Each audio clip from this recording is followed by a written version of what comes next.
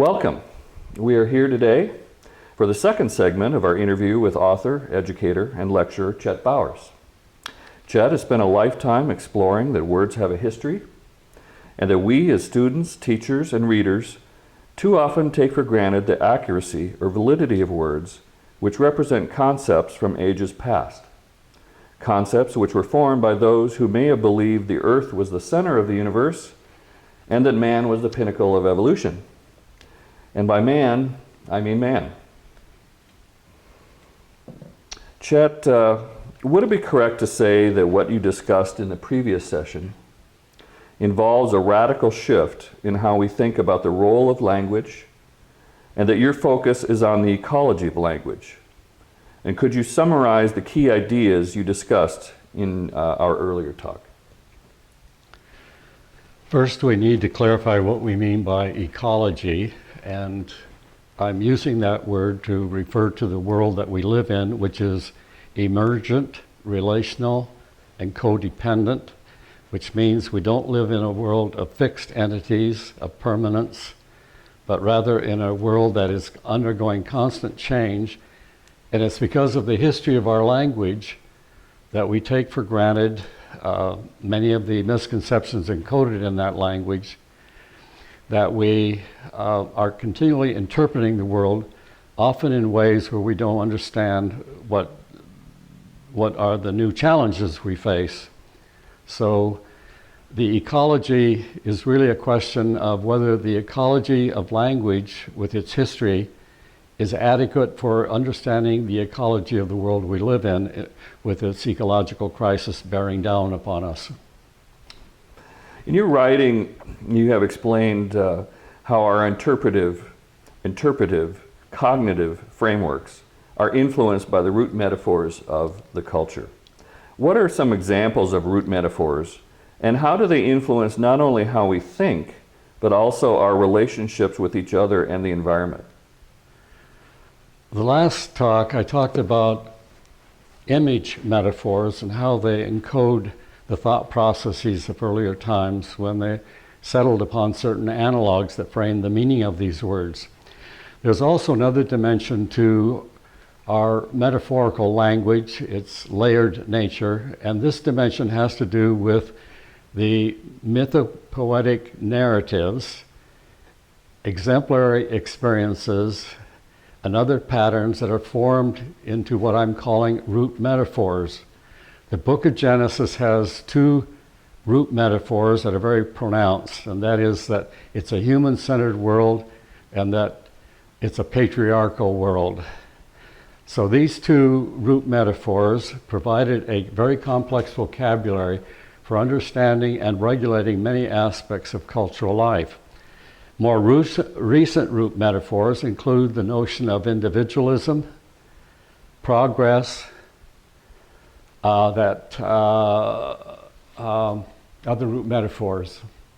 Progress, economism, that is that we understand all relationships in terms of their economic potential or value. There's also the root metaphor of evolution, where we're beginning to explain even cultural patterns as expressions of the evolutionary process. And I think ecology itself is a root metaphor. So what does the root metaphor do? And perhaps the most important root metaphor that I overlooked is the root metaphor of mechanism. Root metaphors are derived from past experiences. They involve very complex vocabularies, and the vocabularies that they exclude limit what we're aware of. Let me give you an example of the root metaphor of mechanism. These are the thought processes that followed from accepting this notion that we can understand the world as machine-like. And it starts with Johann Kepler, who said, "My aim is to show that the celestial machine is to be likened not to a divine organism, but to a clockwork." So Thomas Hobbes, who gives us the foundations of the modern political system, says, "For what is the heart but a spring, and the nerves but so many strings, and the joints but so many wheels giving motion to the whole body?" And then we have William Harvey telling us that the heart is a pump, So the medical world becomes oriented towards looking at the body as a system of parts, of organisms. More recently, from Marvin Minsky, one of the early artificial intelligence gurus, says, our conscious thoughts use signal signs to steer the engines in our minds, controlling countless processes of which we're never much aware. So the mind is now a machine. E.O. Wilson, a very prominent environmental thinker, in his book Consilience, tells us that the mind is a machine, a process that needs to be re-engineered. And we can go down to Richard Dawkins in his book, The Selfish Gene, where he says, but another quality that successful genes will have is a tendency to postpone the death of their survival machines, at least until after reproduction. So we are survival machines that must survive long enough for the reproduction process to work. And again, Wilson says the machine the biologists have opened up is a creation of riveting beauty.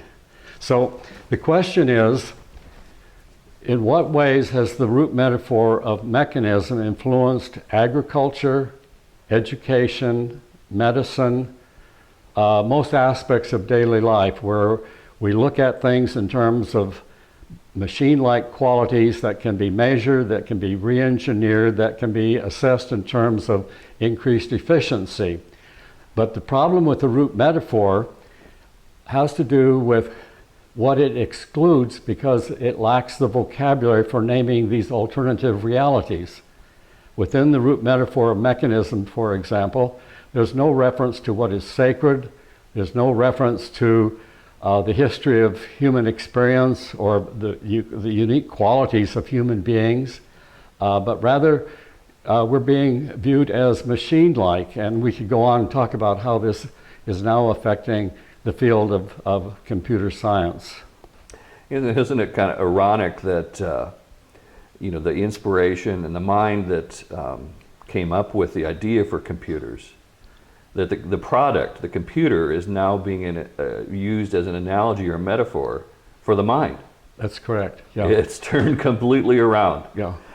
When do these concepts, these root metaphors, become morally and ecologically problematic? They're problematic in the sense that they reflect the deepest conceptual thought patterns inherited from the past, a past that was unaware of how cultural and natural ecologies are interdependent with each other.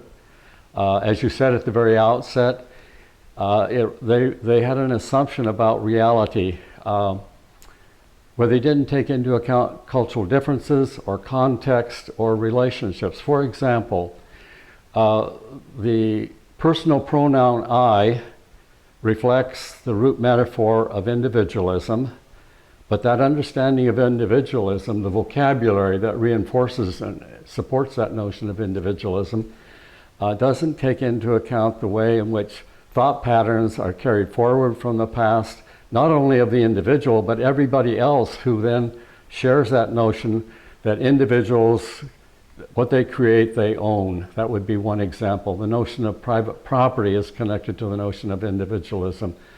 The notion of mechanism as a root metaphor is reinforced by the root metaphor of individualism, and that in turn is reinforced by the root metaphor of progress.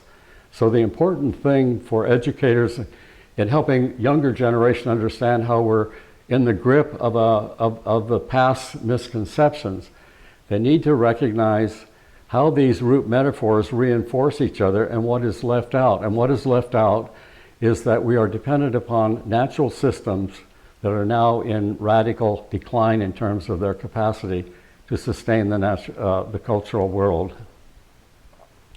Now, you mentioned ecology as an example of a root metaphor.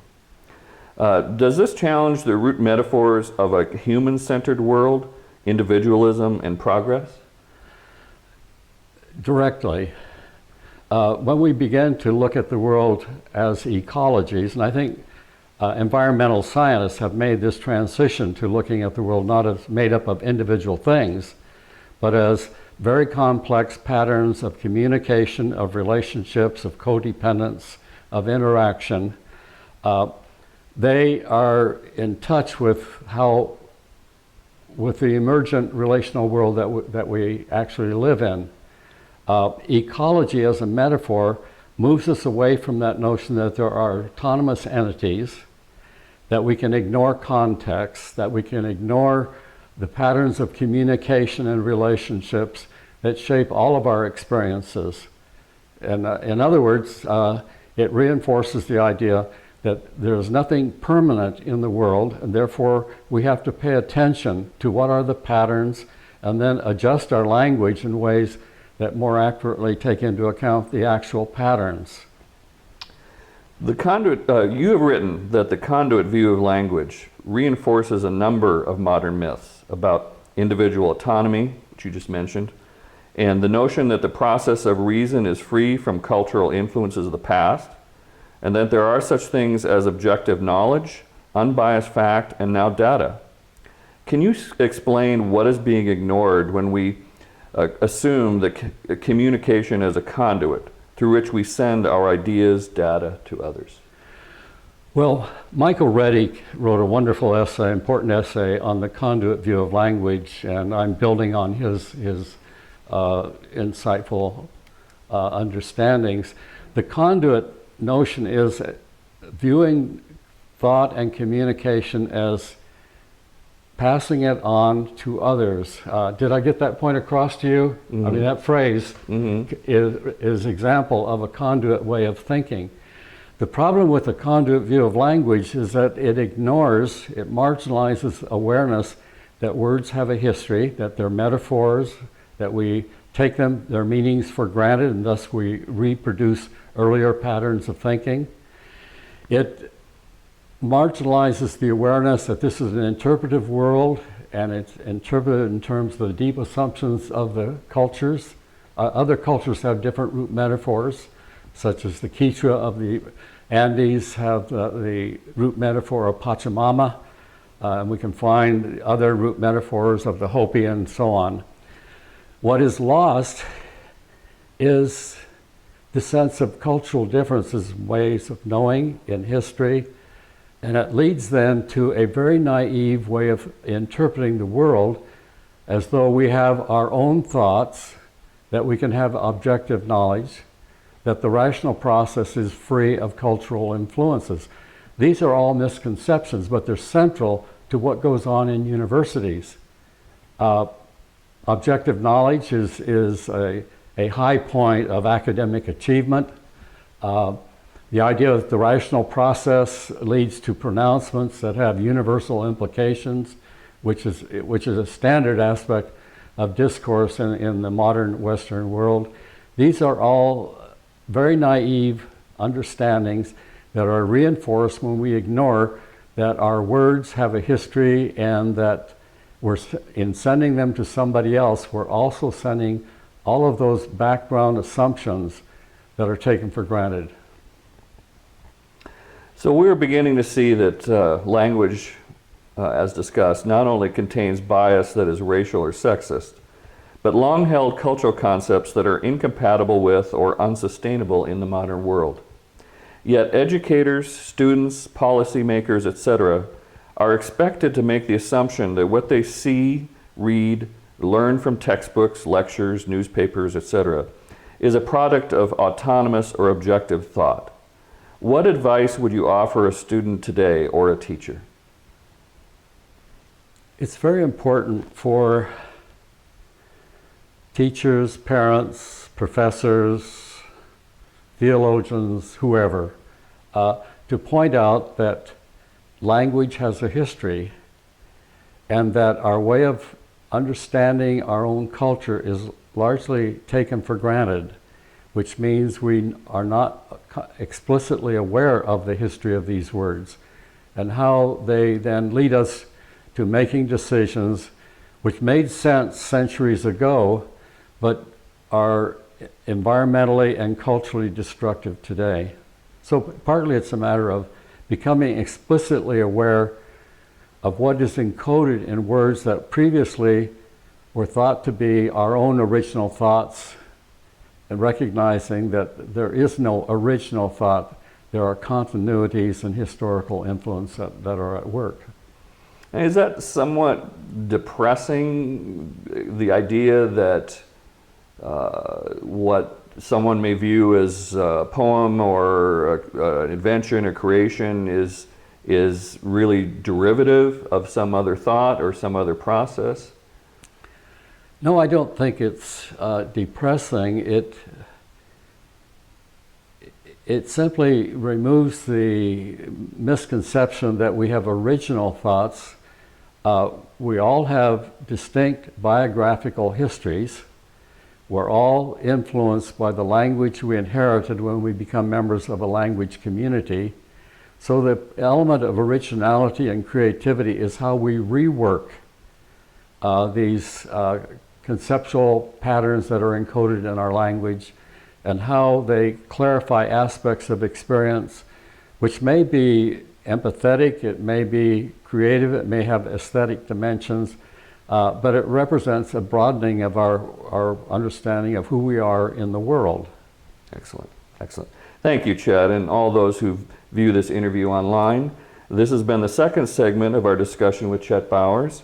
We hope that as the series progresses, you become more aware of language in the written word as expressions of metaphors or concepts that may be incomplete or misleading. Please join us for session number 3, where we discuss the emergent, relational, and codependent realities of the modern world. I'm Kurt Chafee, and I'm looking forward to learning more from Chet Bowers. Thank you.